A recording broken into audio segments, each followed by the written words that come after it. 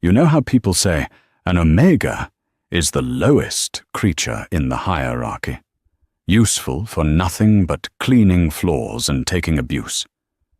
But in the frozen woods of the Blackwood Ridge Pack, something strange was happening. 3 starving, orphaned pups, the kind the pack usually forgets, weren't following the alpha. They weren't following the beta. They were trailing a broken, silent omega named Ariana everywhere she went, like a shadow, like a lifeline. Nobody noticed until the Alpha King arrived to conduct a purge. He saw the line of ducklings following the wrong mother, and when he followed them into the dark, he didn't just find a secret.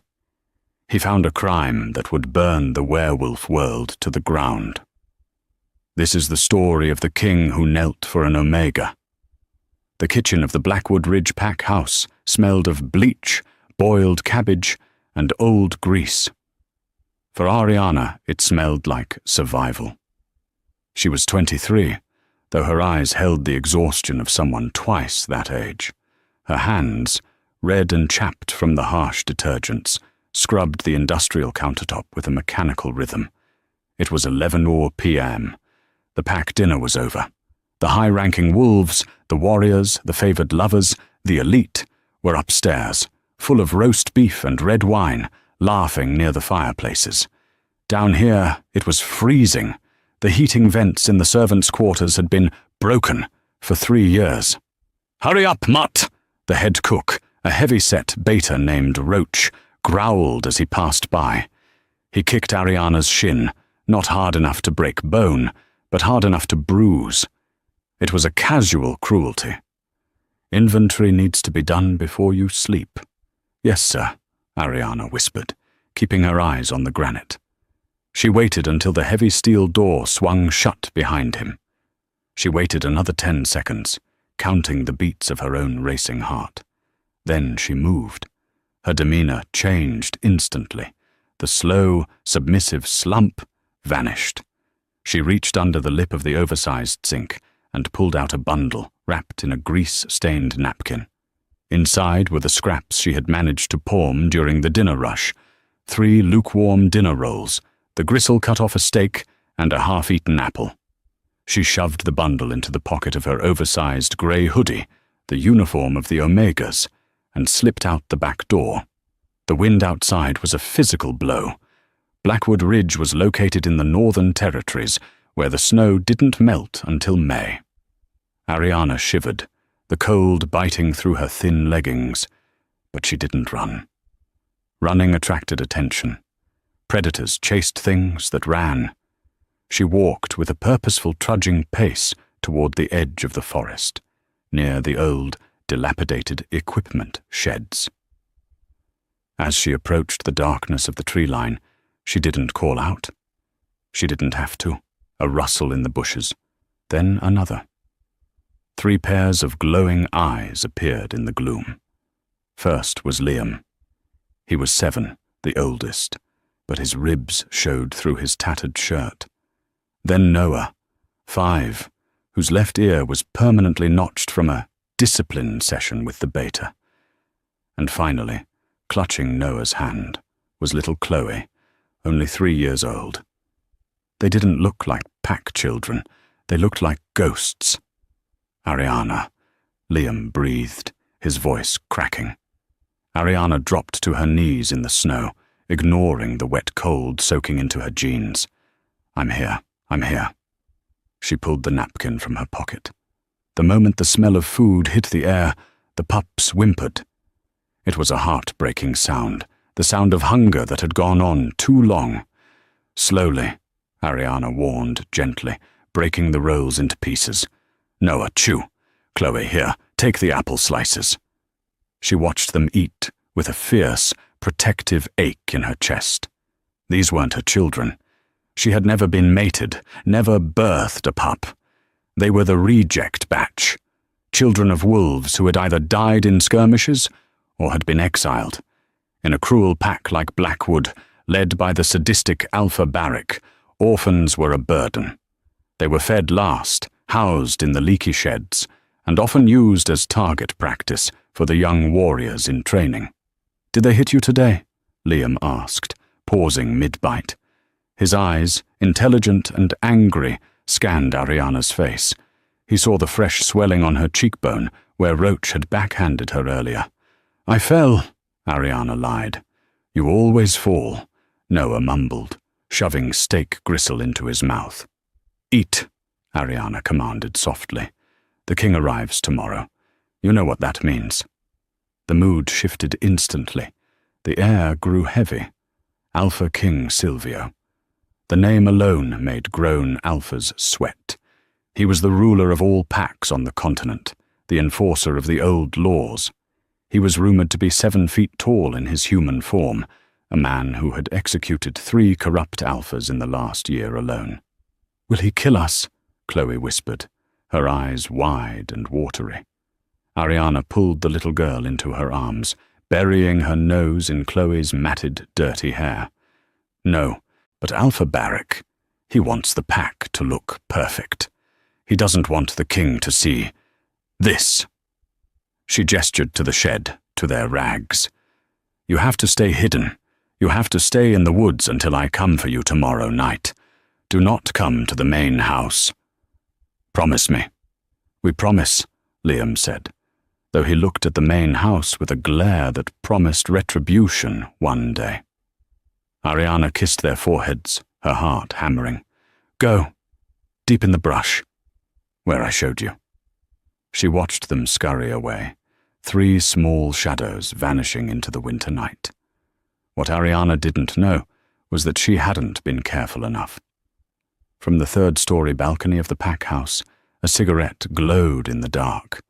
Alpha Barrack stood there, watching the Omega return from the woods. "She's feeding the rats again," Barrack muttered. Beside him, his beta, a cruel man named Gideon, chuckled. "Do you want me to handle it?" "No," Barrack said, flicking the cigarette ash over the railing. "The king arrives at dawn. We can't have a dead Omega causing a stink. Let her fatten them up. Once Silvio leaves, we'll use the pups for the hunting drill. The new recruits need live targets." The arrival of the Alpha King was not a parade. It was a thunderstorm. A convoy of 5 black-armored SUVs tore up the gravel driveway of Blackwood Ridge at 6 a.m. sharp. The sky was still the color of a bruise, grey and purple. The entire pack was assembled in the courtyard. 200 wolves stood in formation, shivering in the cold.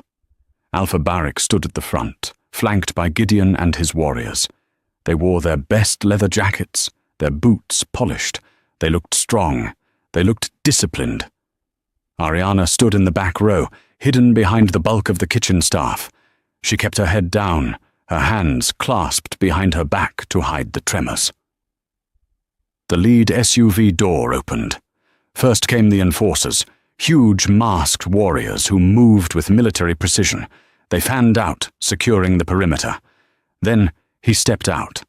Alpha King Silvio. He was imposing, radiating a power that made the air feel thin. He didn't wear a suit. He wore dark, tactical cargo pants and a thick black sweater that clung to broad, powerful shoulders. His face was sharp, defined by a jawline that looked carved from granite, and eyes the color of storm clouds. He didn't look like a politician. He looked like a weapon. Barrack stepped forward, bowing his neck, a display of submission that looked painful for him. "King Silvio, welcome to Blackwood Ridge. We are honored." Silvio didn't bow back. He didn't even smile. He walked right past Barrack, his boots crunching on the frozen gravel. He walked down the line of warriors, inspecting them. "Your numbers are down, Barrack," Silvio said, his voice a deep baritone that carried without shouting. "Your financial reports say you're thriving, yet your perimeter fences are rusting." "It's been a harsh winter, my king," Barrack said, sweating despite the cold.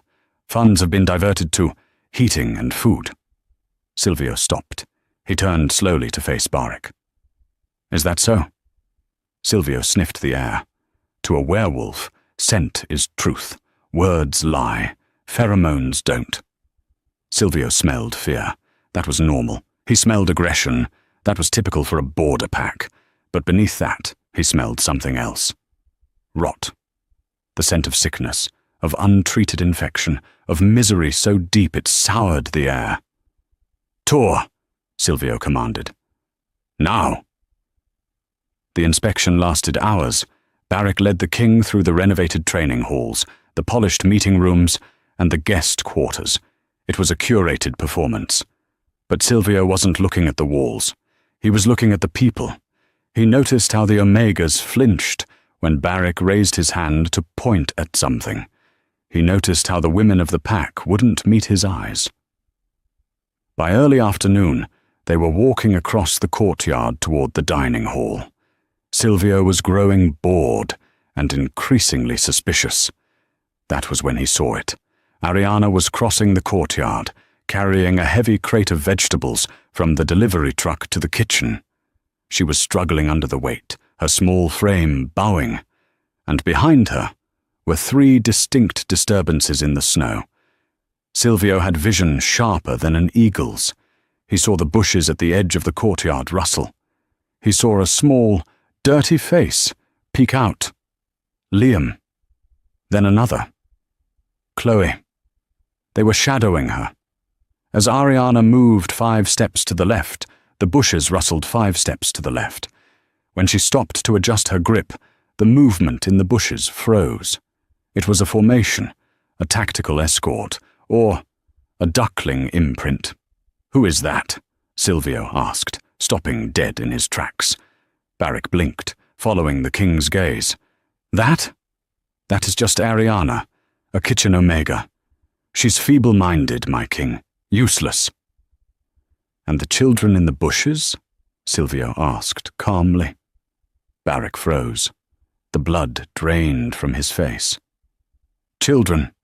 I don't see any children. Our pups are in the schoolhouse." Silvio turned his head slowly, his predator eyes locking onto Barrick. "Do not lie to me, Barrick. I hear 3 heartbeats in that brush. They are syncing their breathing to hers." Silvio took a step toward Ariana. Barrick panicked. "My king, please, let's not waste time on the help. The banquet is prepared." "Silence." The word was a whip crack. Silvio walked across the courtyard. The snow crunched under his boots. The entire courtyard went silent. Every eye was on the king, walking toward the lowest wolf in the pack.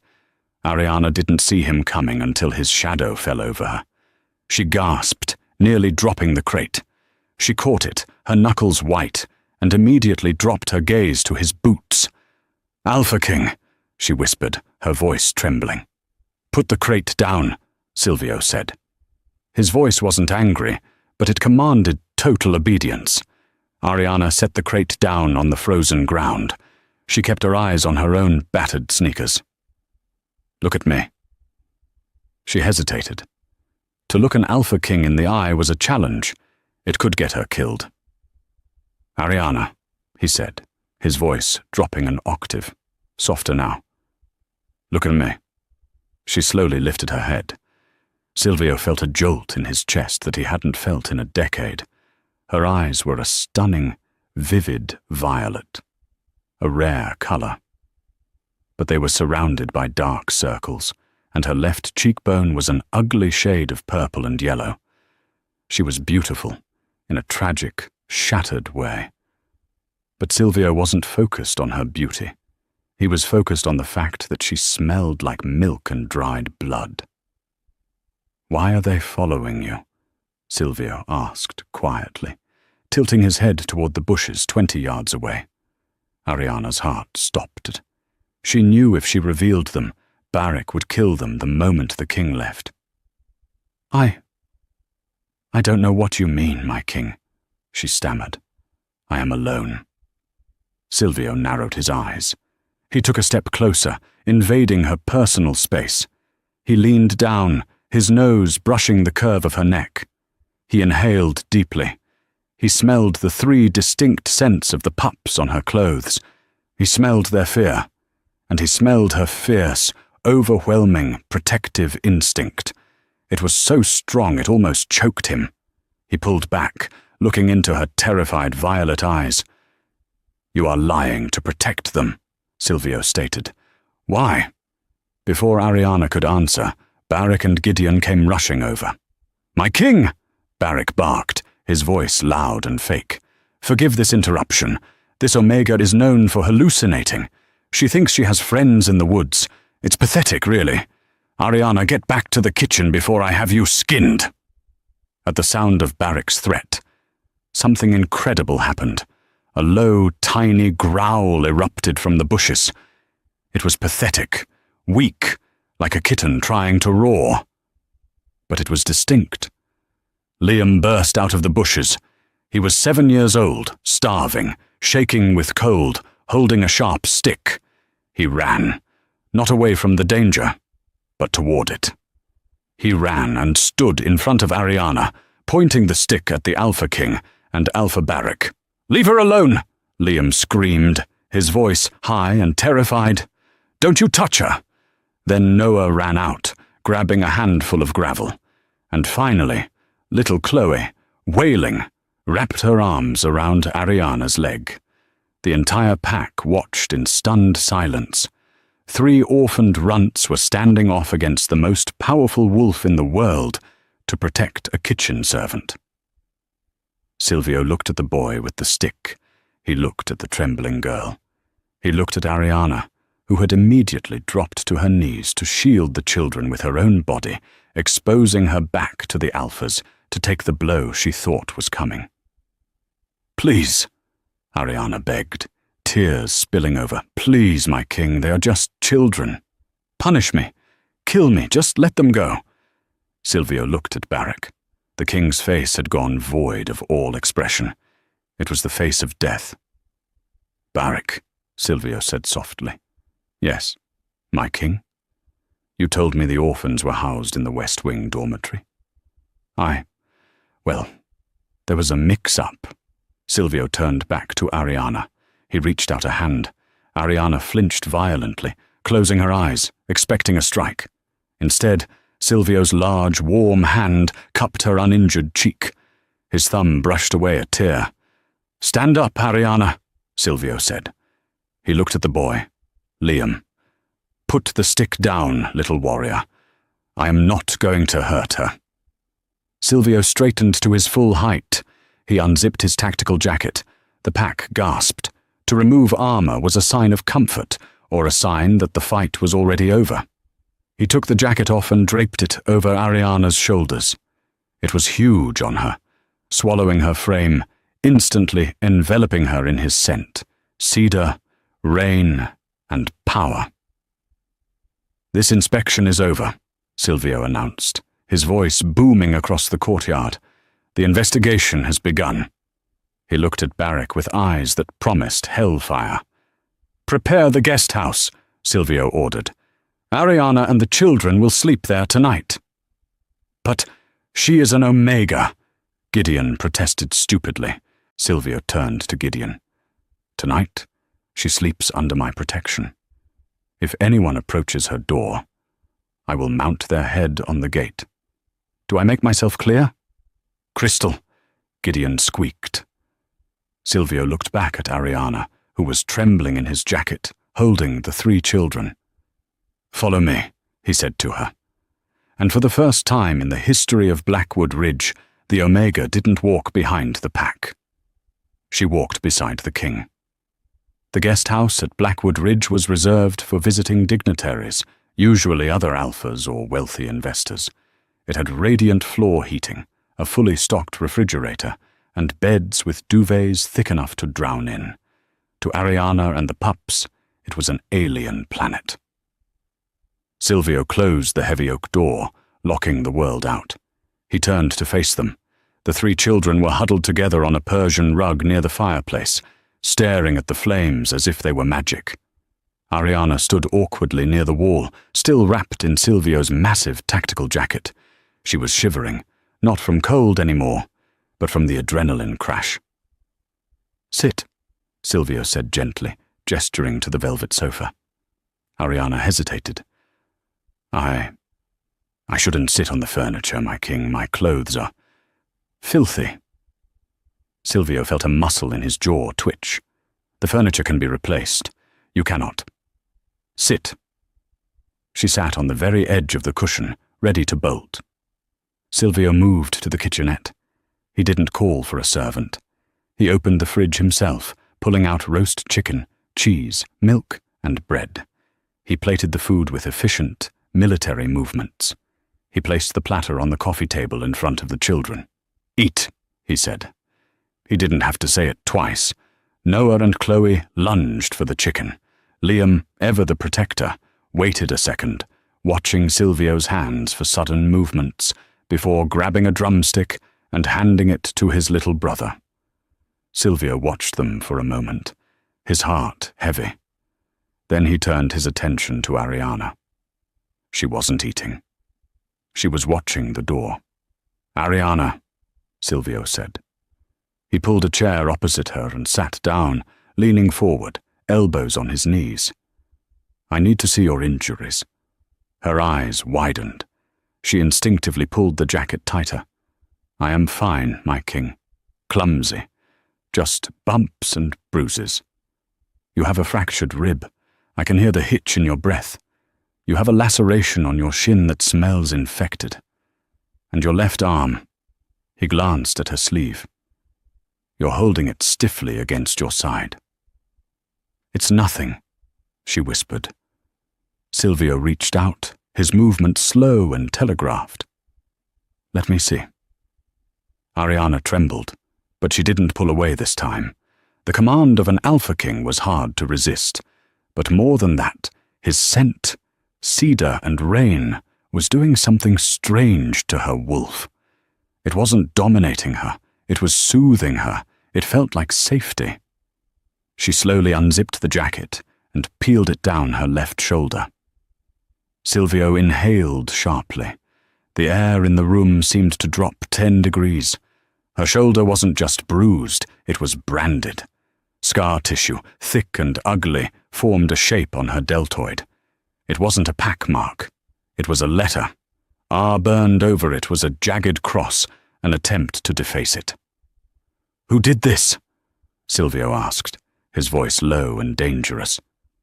"The beta," Ariana whispered, staring at the floor. "Gideon, he said I needed to remember my place. R for runt, R for refuse." Silvio gently touched the skin around the brand. His fingers were rough, calloused from war, but his touch was feather-light. "And the cross?" "I did that," she confessed, her voice barely audible. "I tried to burn it off with a hot spoon. I didn't want to be his refuse." Silvio looked at her, really looked at her. Beneath the dirt, the malnutrition, and the trauma, there was a fire in her. An Omega who tried to burn off her own slave brand was not a weak wolf. "And the children?" Silvio asked, his eyes moving to the trio devouring the cheese. "Where are their parents?" The room went silent. Even the chewing stopped. Liam looked up, his face smeared with grease. "Gone," the boy said flatly. "Alpha Barrack said they were traitors. He said they ran away and left us because they didn't want us." Ariana made a small, wounded noise. "Liam, we talked about this." "He's lying," Silvio said. He looked at Liam. "Your parents didn't leave you. Wolves do not abandon their pups. Not ever."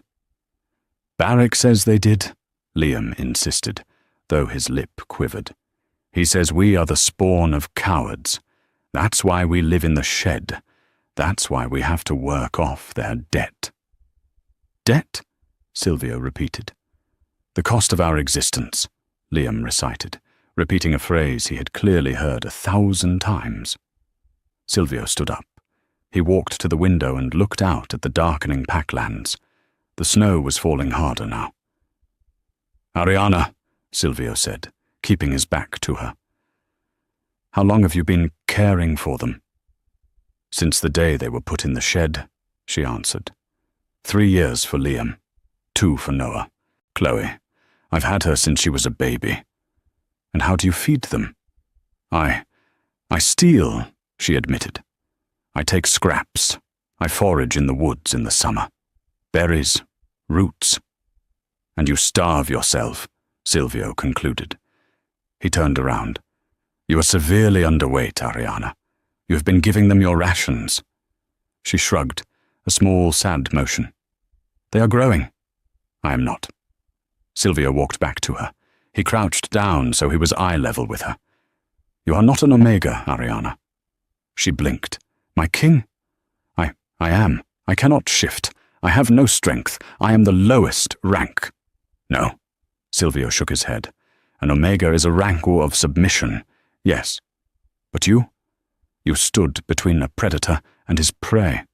You took blows to protect children who aren't yours. You defied a beta to burn a brand off your skin. His eyes searched hers. That is not the spirit of a follower. That is the spirit of a queen. Ariana felt a blush heat her neck, a sensation she hadn't felt in years. Rest, Silvio commanded, standing up. There is a medical kit in the bathroom.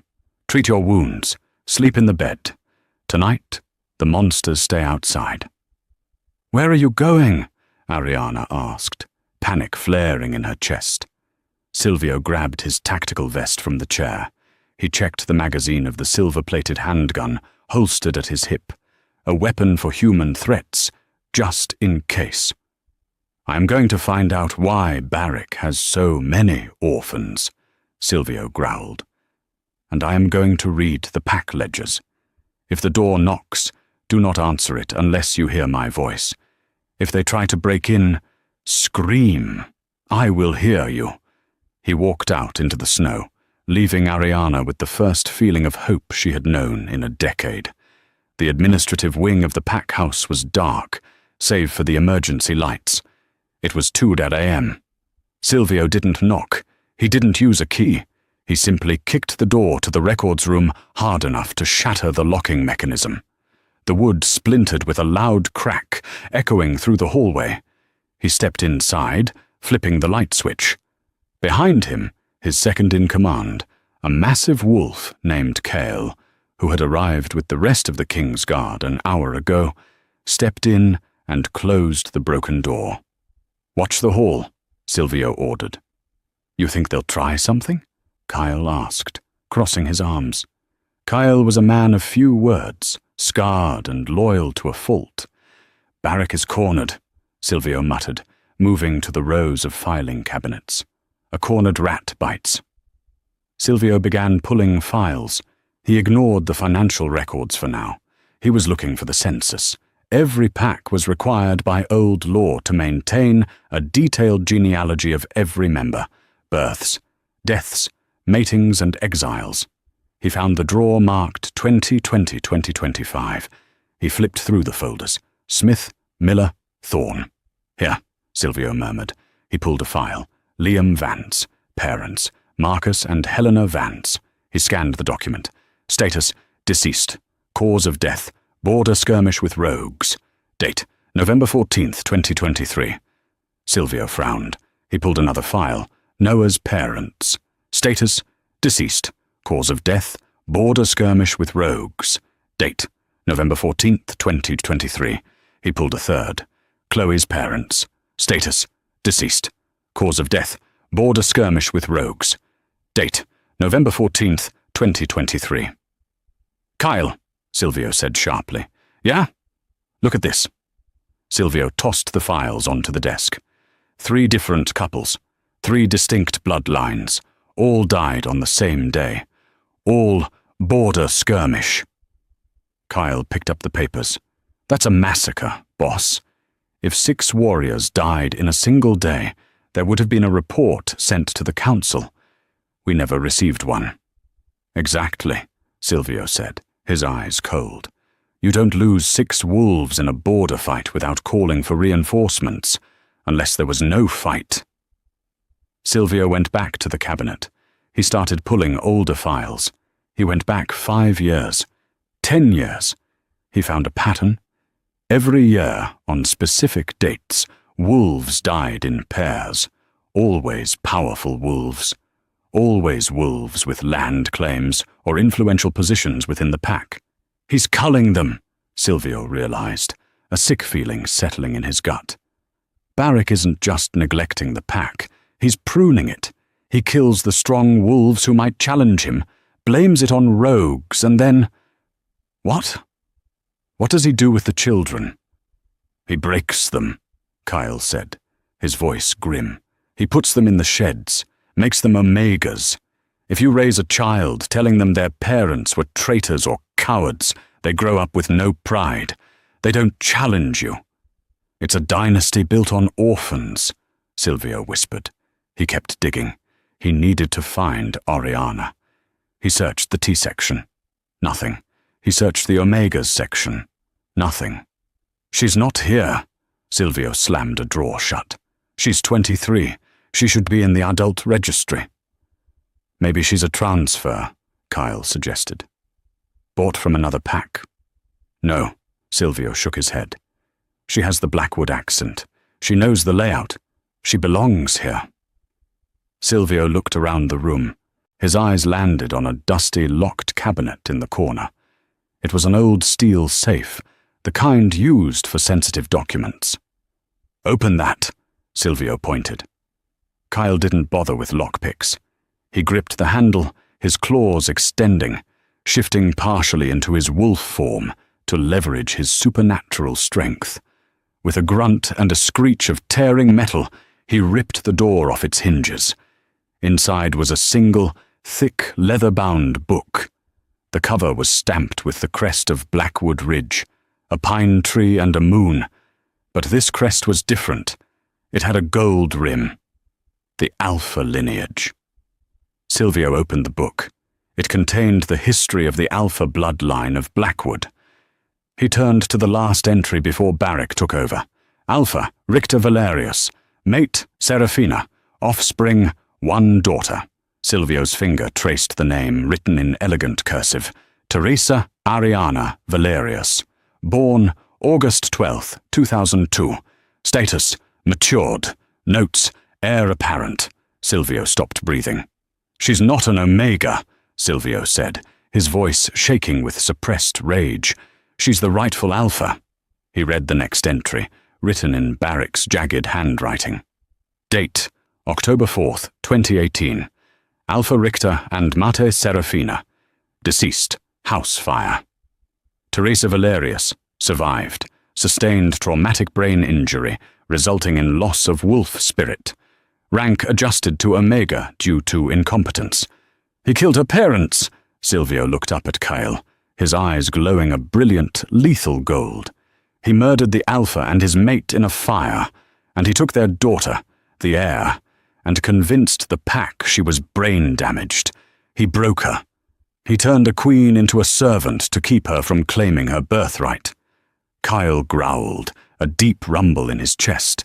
That's treason, punishable by death. Death is too good for him. Silvio slammed the book shut. He has been beating the rightful Alpha of this pack for 8 years. He made her scrub floors in the house she was born to rule. Suddenly, the air outside the pack house shifted. Silvio's head snapped up. Through the window he saw movement, torches, flashlights, a lot of them. They were moving toward the guest house. He knows, Silvio said. He knows we're looking. He's making a move. On us? Kyle asked. No.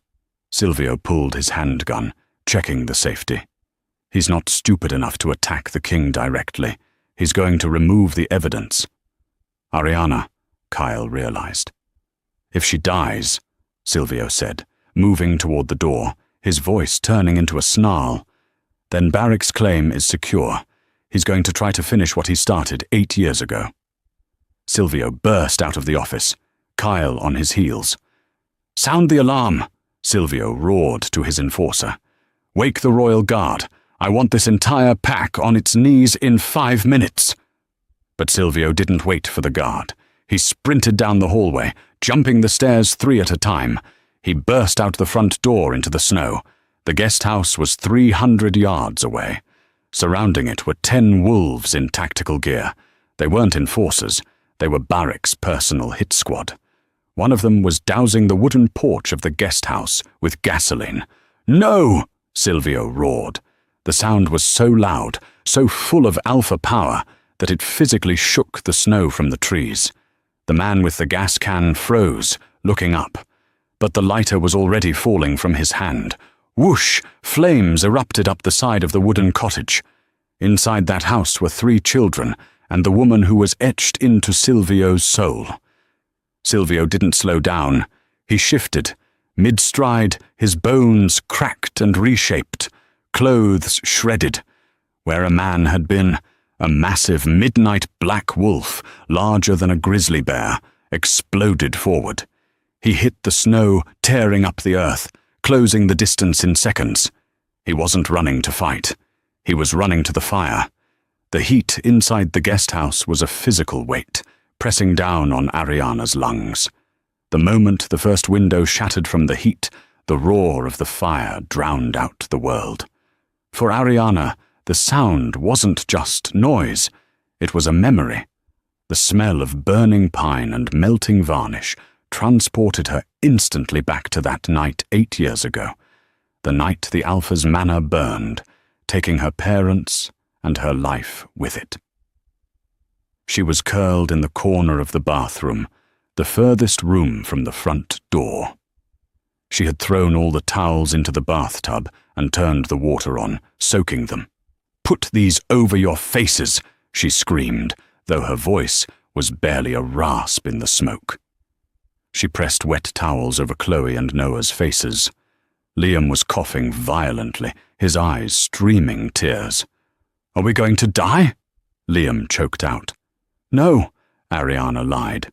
She grabbed a heavy brass candlestick from the counter, gripping it tight. "If the fire comes in, we go out the window." But the window was small, high up, and barred, a security measure that had become a death trap. The floorboards in the hallway groaned and snapped. The fire was eating the structure alive. Ariana huddled over the children, using her body as a shield against the falling embers. She closed her eyes, waiting for the end. She thought of the tall man with the storm cloud eyes. Silvio. She wished she had thanked him. She wished she had told him that for 1 hour he made her feel human again. Crash. The front wall of the cottage didn't just burn down, it exploded inward. Through the wall of orange flame, a massive shape emerged. It was a wolf, midnight black and terrifyingly huge. Its fur was singed, its eyes glowing like molten gold. "The king!" Liam shouted, his voice muffled by the wet towel. Silvio didn't stop moving. The floor beneath his massive paws was disintegrating. He leaped over a chasm of burning wood, landing heavily in the hallway. He reached the bathroom door. It was jammed by the heat, warping the frame. Silvio reared up on his hind legs and slammed his front paws against the wood. The door splintered into matchsticks. He filled the small room, his massive head lowered. He made a low, urgent woofing sound, nudging Ariana's shoulder with his wet nose. "Get on." The command was clear, telepathic in its intensity. Ariana didn't argue. "Liam, grab my neck! Noah, Chloe, hold on to his fur!" She scrambled onto the giant wolf's back, pulling Liam with her. Silvio crouched low, allowing the 2 smaller children to grip the thick fur of his mane. They were terrified, sobbing, but they held on with the desperation of the dying. Silvio turned. The hallway was gone. The roof was groaning, sagging dangerously low. A support beam, wreathed in flame, was swinging loose. Silvio didn't hesitate. He launched himself into the inferno. He moved with supernatural speed, bounding off the only remaining solid patches of floor. As they reached the living room, the ceiling gave way. A massive beam crashed down. Silvio saw it coming. He couldn't dodge it without throwing the children off. So he took it. He braced himself, letting the burning timber slam into his shoulder. The sound of the impact was sickening. A heavy thud and the sizzle of burning fur. A roar of pain tore from his throat, but he didn't buckle. He shoved upward, using his immense strength to throw the beam aside. With one final desperate leap, he smashed through the remaining wall and landed in the snow. He rolled, dipping his shoulder to let Ariana and the children slide off into the cold, wet drifts. Then he collapsed, panting heavily, steam rising from his scorched black coat. "Silvio!" Ariana screamed.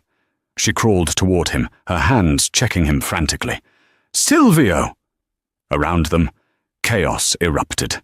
The enforcers, the royal guard, and the pack members had formed a circle. Alpha Barik stood at the front, his face a mask of faux horror. "A tragedy!" Barik shouted, gesturing to the inferno. "A gas leak! I told the maintenance crew to check those lines. Oh, the poor Omega." Slowly the Black Wolf stood up. He shook himself, ash flying into the air. His golden eyes locked onto Barik. Bones cracked. The shift was violent and fast. Silvio stood naked in the snow, steam rolling off his skin. His shoulder was badly burned, the skin angry and red, but he didn't seem to feel it. Kyle, his second in command, ran forward and threw a heavy fur cloak over the king. Silvio didn't wrap it around himself. He walked over to Ariana, who was shivering on the ground, holding the weeping children. He draped the heavy fur over them. Then Silvio turned to Barik. He walked toward the Alpha of Blackwood Ridge. He didn't run. He walked with the slow, inevitable pace of a glacier. "A gas leak?" Silvio asked. His voice was quiet, terrifyingly quiet. "Yes, my king," Barik stammered, stepping back. "Old pipes. A terrible accident. Thank the moon you saved them. Although, was it worth the risk? For a servant?" Silvio stopped 3 feet from Barik. He was a head taller than the other Alpha. "Gideon," Silvio said, not looking away from Barik. "Yes." "My king?" The beta was trembling near the tree line. "You were seen running from the back of the cottage with a gas can. My enforcers intercepted you." 2 royal guards dragged Gideon out from the shadows. He was battered, bleeding, and handcuffed. Barik's face went pale. He went rogue! I didn't order this!" "Silence!" Silvio roared. The sound echoed off the mountains. Silvio turned to the assembled pack, nearly 300 wolves watching with wide eyes. "You have been lied to," Silvio bellowed. "For 8 years you have been lied to." He pointed a finger at Ariana, who was being helped to her feet by Kale. "You call her Omega. You call her runt. You let her starve. You let her scrub your floors while you ate the food her parents paid for."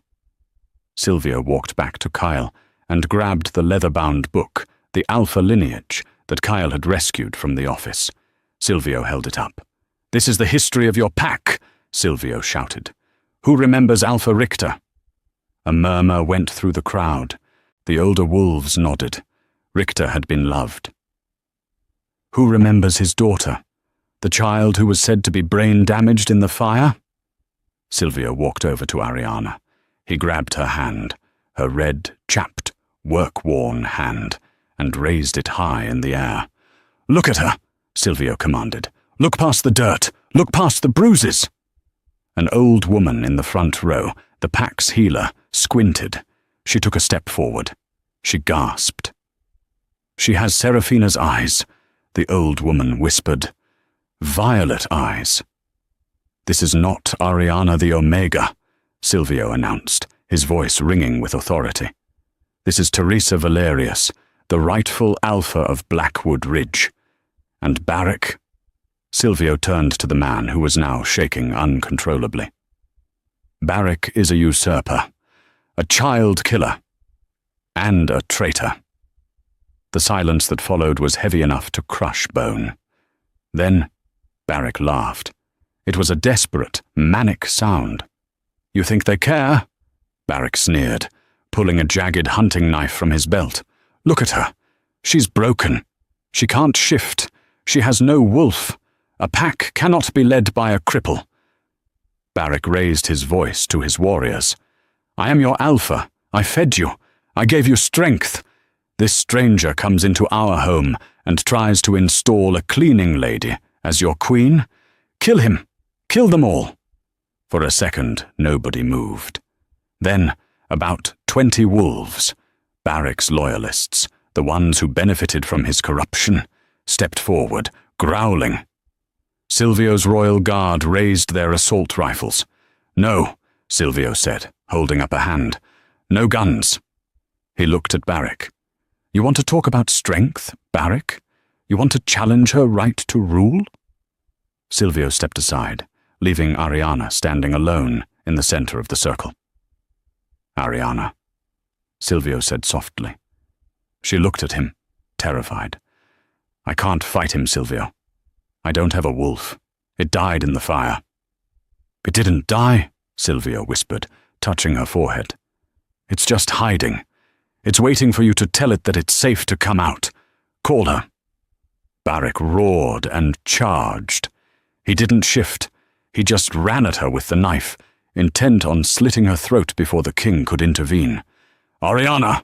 Liam screamed from the sidelines. Ariana saw the knife. She saw the man who had tormented her for 8 years. She saw the man who had hurt the children. Fear vanished, replaced by a cold, white-hot rage. She didn't scream. She didn't run. She opened her mouth, and a sound came out that wasn't human. It wasn't a wolf's howl either. It was a command. "Kneel!" It was the alpha voice, pure, undiluted, and ancient. The power of it slammed into Barak like a physical wall. Mid-sprint, his knees buckled. He crashed into the snow, sliding to a halt at her feet, the knife flying from his hand. The entire pack gasped. The loyalists who had stepped forward whined and dropped to their bellies, forced down by the sheer pressure of the command. Ariana stood there, shocked. She looked at her hands. She felt it, a uncoiling in her chest, a heat, a presence. Her wolf wasn't dead. She had been guarding the door to Ariana's sanity. And now, the door was open. Barak struggled against the invisible weight, pressing him into the snow. His nose was bleeding, a side effect of resisting a direct alpha command from a superior bloodline. "Witchcraft!" Barak spat, trying to push himself up. "She's a witch!" "She is a Valerius," Silvio said, crossing his arms and leaning against a tree, watching with a dark satisfaction. "And she is done taking orders." Ariana looked down at Barak. For the first time in years, she stood with her spine straight. The oversized coat Silvio had given the children was gone. She was just in her thin, torn leggings and hoodie, but she looked like a giant. "Stand up," Ariana said. Her voice was normal now, but it carried an edge of steel. Barak scrambled to his feet, panting. "You think a parlor trick makes you alpha? I challenge you. The blood trial. Right here, right now. The blood trial. Old law. A fight to the death or submission for the leadership of the pack. If refused, the claimant forfeits their life." "She accepts," Silvio said immediately. "Silvio!" Ariana hissed, turning to him. "I can't shift. He will tear me apart." "He cannot shift either," Silvio said calmly. "Look at him." Ariana looked. Barak was trying to shift, his skin rippling, but nothing was happening. "I have blocked his wolf," Silvio revealed casually. "My enforcers dosed his evening wine with wolfsbane mist. He is just a man with a knife." Silvio walked over to Ariana. He pulled a long obsidian dagger from his boot. The hilt was wrapped in leather. "He killed your parents, Ariana. He enslaved you. He starved those children." Silvio pressed the handle of the dagger into her palm. "You don't need a wolf to take out the trash. You just need to remember who you are." Ariana gripped the dagger. It felt heavy, real. Barak saw the weapon. He snarled, picking up his own dropped hunting knife. "Fine," Barak sneered. "I'll gut you like the fish you are." He lunged. The fight was ugly. It wasn't the graceful dance of martial artists. It was a brawl in the snow. Barak was stronger, heavier. He slammed into Ariana, knocking the wind out of her. They rolled in the slush. Barak slashed wildly, the blade catching Ariana's forearm, drawing a line of bright red blood. The pain sharpened her focus. She rolled away, scrambling to her feet. Barak came at her again. Ariana dodged. She had spent 8 years dodging blows from cooks, guards, and drunk warriors. She knew how to move when someone wanted to hurt her. She ducked under his clumsy swing and drove her elbow into his solar plexus. Barak grunted, doubling over. Ariana didn't stop. She kicked his knee, hearing a satisfying pop. Barak howled and fell to one leg. "That was for Liam!" she panted. Barak lashed out, cutting her shin. She stumbled. He grabbed her by the throat, squeezing. "Die, you little rat!" He spat, his face purple with exertion. Ariana's vision spotted. She clawed at his hands. She looked past him. She saw the children, Liam, Noah, Chloe, huddled under the fur cloak, watching her. They weren't looking away. They were watching her with total faith. She couldn't die. If she died, they died. Ariana let go of his hands and jammed her thumbs into his eyes. Barak screamed and let go, blinded momentarily. Ariana spun, gripping the obsidian dagger with both hands. She didn't aim for the heart. She aimed for the shoulder, the same place he had branded her. She drove the blade down. It sank deep into the muscle of his right shoulder. Barak shrieked, dropping his knife. Ariana withdrew the blade and kicked him in the chest. He fell onto his back, gasping, clutching his bleeding shoulder. Ariana stood over him, the bloody dagger in her hand, her chest heaving. "Yield," she commanded. "Never!" Barak spat blood at her. "I am the Alpha." "No," Ariana said. She looked up at the circle of wolves. "Who is your Alpha?" The pack looked from the bleeding man in the snow to the woman standing tall, with blood on her arm and fire in her eyes. Slowly, Roach, the cruel cook, stepped forward. He looked terrified. He dropped to his knees. "Alpha Ariana," he whispered. Then the old healer knelt. "Alpha Ariana." One by one, like dominoes, the pack fell to their knees. Even Barak's loyalists, seeing the tide turn, dropped their weapons and bowed. Only Silvio remained standing. He walked into the circle. He didn't bow. Kings do not bow to alphas. But he did something more shocking. He took a handkerchief from his pocket and gently wiped the blood from Ariana's cheek. "Well fought," he murmured. Barak, seeing he had lost, tried one last coward's move. He reached for a hidden pistol in his ankle holster. Bang! The shot rang out instantly, but it wasn't Barak who fired. Silvio hadn't even looked. He had drawn his sidearm and fired a single shot into the snow, inches from Barak's hand, shattering the pistol grip. "Don't," Silvio warned, his voice bored. "The next one goes in your head." Silvio looked at Ariana. "What is your judgment, Alpha?" Ariana looked down at Barak. She could kill him. The law allowed it. He was a traitor. "Death is too easy," Ariana said, her voice cold. She pointed to the woods. "Exile," she declared. "Strip him of his rank. Strip him of his name. If he sets foot on Blackwood territory again, any wolf may hunt him for sport." Barak's eyes widened. For a wolf, exile was a slow death. It meant madness. It meant being a rogue. "Get him out of my sight," Ariana ordered. Two enforcers dragged the screaming former Alpha away toward the boundary line. Ariana stood there, the adrenaline fading. Her knees began to shake. The cold rushed back in. She swayed. Silvio caught her before she hit the ground.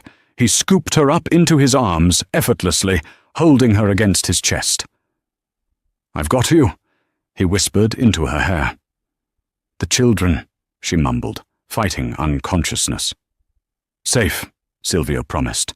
"They are all safe, and so are you." As he carried her toward the main pack house, her house, Silvio looked down at the woman in his arms. He had come here to inspect a failing pack. He had found a queen, and for the first time in his life, the Alpha King was thinking about staying. Spring came late to the Northern Territories, but when it arrived, it was violent in its beauty. 3 months had passed since the fire. The pack house no longer smelled of rot and boiled cabbage. It smelled of pine cleaner and roasting meat. In the Alpha's office, once a cave of conspiracy, Ariana sat behind the mahogany desk. She wasn't wearing rags. She wore a fitted black sweater, her hair clean and falling in soft waves. "The budget is balanced," Ariana said, looking up at Kale. "We can renovate the dormitories this month." "Good work, Alpha Ariana." Kyle bowed and left. Ariana slumped slightly. Leading was exhausting, but she wasn't alone. "They look happy," a deep voice rumbled. Silvio stood by the window, watching Liam, Noah, and Chloe playing soccer in the mud below. He had stayed for 3 months to oversee the transition, but the transition was over. The pack was stable. Ariana felt a pang of cold fear. "He's going to leave." "They are safe because of you," she said, standing up. "Because of us," Silvio corrected gently. The air was thick with things unsaid. "I received a call from the council," Silvio said, watching her closely. "They are getting impatient. They want their king back." Ariana forced a smile that felt like glass shattering. "Of course. You've been here too long. I'll have the staff prepare your transport for the morning. The pups will miss you, but—" "Ariana!" Silvio crossed the room in 2 strides. He grabbed her waist, spinning her around and pinning her against the desk. It wasn't aggressive. It was desperate. "Stop talking about me leaving," he growled. "But you're the king," she whispered, her violet eyes wide. "A king is nothing without his queen," Silvio said, his thumb tracing the scar on her cheek. "I didn't stay for the politics. I stayed because the first time I saw you standing in the snow, defying the world for those children, my wolf didn't just see an alpha, he saw mine." "I'm broken, Silvio," she choked out. "I come with baggage. I come with 3 traumatized kids." "You aren't broken. You are forged," Silvio replied with blinding adoration. "And as for the children—" He pulled a folded document from his jacket and placed it on the desk. Ariana picked it up, her hands trembling. It was a legal adoption decree. Petitioners: Silvio Blackthorne and Teresa Valerius. Children: Liam, Noah, Chloe. "I don't want to just be their savior, Ariana. I want to be their father." He paused, smirking. "Also, I'm moving the capital here, to Blackwood Ridge, if the Alpha allows it." Ariana didn't answer with words. She threw her arms around his neck and kissed him, a kiss of relief, passion, and a future that finally looked bright. "You!" They broke apart.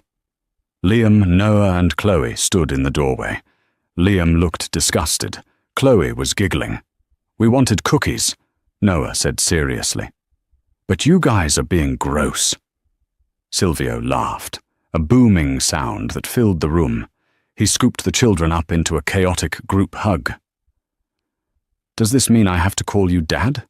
Liam asked, looking at the papers. "Only if you want to," Silvio promised. "But it means nobody will ever hurt you again." Ariana watched them, her family. She touched the branded R on her shoulder. It didn't stand for runt anymore. It stood for reborn. The long winter was over. The reign of the Alpha Queen had begun. And so, the Omega who scrubbed floors became the queen who ruled the North.